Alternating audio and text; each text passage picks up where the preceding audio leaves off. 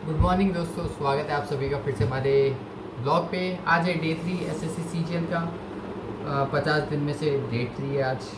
Daily का target रहता है 2 सर के लेक्चर्स और एक डेली एनालिसिस बाय यश मोरे सर, जिसमें से आज हमेशा मतलब पिछले 2 दिन से डेली एनालिसिस नहीं हो पा रहा था, लेक्चर हो पा रहे थे। आज एक लेक्चर हो गया लेकिन एक वीडियो नहीं हो पाई। ये सब किस लिए हो रहा है?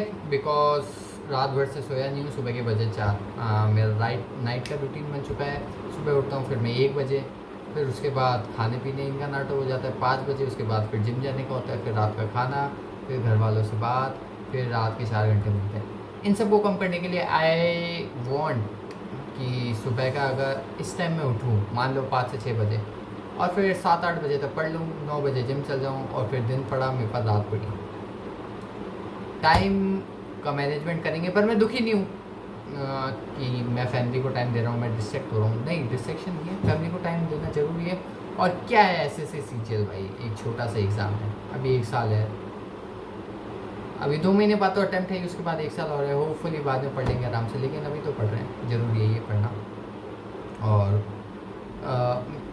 एक चीज़ मैं बोलना चाहूँगा कि अगर आप कंसिस्टेंट नहीं हैं तो बात कंसिस्टेंसी पे मैं बिलीव नहीं करता। मेरा ये है कि आप डिस्ट्रैक्टेड कितने हैं, आप किन चीज़ों से डिस्ट्रैक्टेड हैं, ये सब।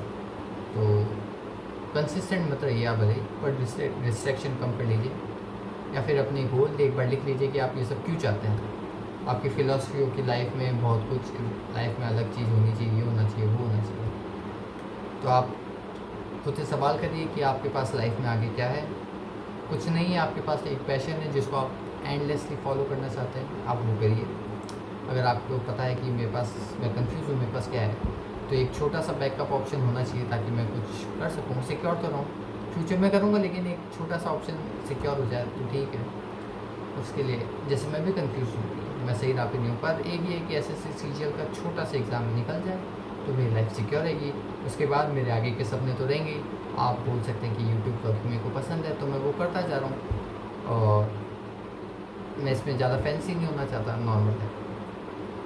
फिर मैंने डेली एनालिसिस देखी तो उसमें था कि अमेरिका ईरान इनकी वॉर चली रही है। इंडिया की दिक्कत अभी ये चल रही कि इंडिया पे लोड है बाहर का, और लेकिन जो इंडिया की पब्लिक है वो इतनी अनअवेयर है इन सब चीज़ों के लिए।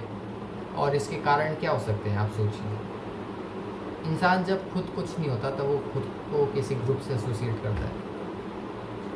इंडिया में ग्रुप्स बढ़ चुके हैं जो आपस में लड़ रहे हैं, इससे लोगों को क्या मिल रहा पता नहीं। और इंडिया में सही लीडर्स की कमी है। हाँ, क्यों? करप्शन की वजह से। हाल ही में न्यूज़ पढ़ी थी मैंने, राजस्थान में 100 करोड़ दिए गए ताकि भूखे प्यासे लोगों के लिए कुएं बनाए जा सके गांव में जो इतनी धूप में तड़प रहे हो। और वो 100 करोड़ ब्यूरोक्रेट्स पूरे 100 करोड़ खा गए। किसी को पानी जो किसी का हक है वो लोग सिर्फ लालच के चक्कर में खा गए। आप सोच सकते हैं ये कितनी बड़ी, और ये सिर्फ ब्यूरोक्रेसी पे है। फिर पॉलिटिशियन ये सब आ रहे हैं, और हर जना इंडिया में कुछ ना कुछ स्कैम कर ही रहा है छोटा। या आप सोचिए कि ये सब क्या करना चाहिए। मैं मानता हूँ कि इस धरती पे ह्यूमंस नहीं होते तो धरती और अच्छी रहती, हरी भरी रहती, सब काम वैसे होते जैसे होते हैं। हम क्या कर रहे हैं धरती को डिस्टर्ब करने के सिवा? अगर हम कुछ कर सकते हैं तो वह अच्छी चीज़ या प्यार बांटना। आप इस अर्थ का बहुत इम्पोर्टेंट पार्ट है, यूनिवर्स का बहुत इम्पोर्टेंट पार्ट है। आपके पास बहुत एक इम्पॉर्टेंट चीज़ है, दिमाग।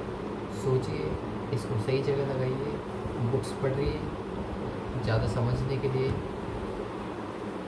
और खुद को किसी से कम मत समझिए। इस ब्लॉग के लिए इतना ही, देखने के लिए थैंक यू।